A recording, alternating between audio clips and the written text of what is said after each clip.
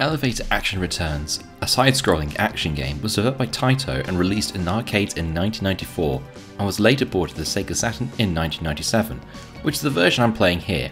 The Sega Saturn port was released only in Japan, but the game was ported to Taito Legends 2 for the PlayStation 2, Xbox and PC in 2006. The plot involves a task force called the DEF, which needs to combat a terrorist group, but for an arcade game, you're probably here for the gameplay and not for the plot.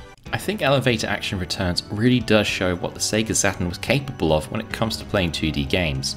The game has superb animations and presentation. I love the animations on the enemies, on the characters, and the amount of detail in each of the levels.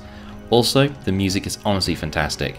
Elevator Action Returns does have some really slick production values. The gameplay of Elevator Action Returns involves navigating through the level by using the elevators to get to the red doors, which all need to be entered in order to reach the exit. Blue doors, on the other hand, contain items such as more bombs or life. These items can also be found in crates around the level. There are 6 levels in total, and it certainly does get tougher as the game goes on. The first level is more of a training ground, but the second level really does start to throw you into the deep end if you're not prepared. There are other small parts to this game which make it fun to play. You can shoot the lights out on the floors, shoot barrels to send towards enemies, shoot explosive barrels, and even using the elevator to crush enemies. But the elevators can also crush you if you're not careful. One thing that can be annoying to some people who may have never played this before is if you fall down a floor, you lose a life. I understand why this is in place, and once you get used to how the game works, it makes sense, but it might be a bit frustrating to newer players at first. There are 3 characters to choose from: Kart, Edie, and Jad the Taff. I'm going to guess that's a mistranslation of tough. Each character has different stats depending on how you want to play.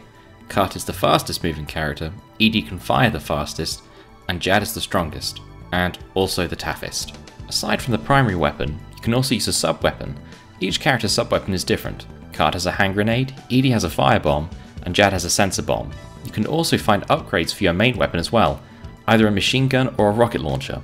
Although not permanent, they are useful in tight spots when you need to create some room to breathe. The game also has 2-player co-op, which is always welcome considering it's an arcade game. Should you play Elevator Action Returns? Absolutely. It's one of my favourite games on the Sega Saturn. However, this game is one of the more expensive games to buy. Using pricecharting.com, a box version of this game goes for around £175.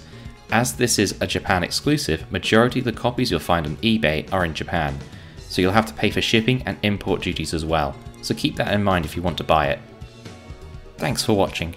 I'll see you all in the next one.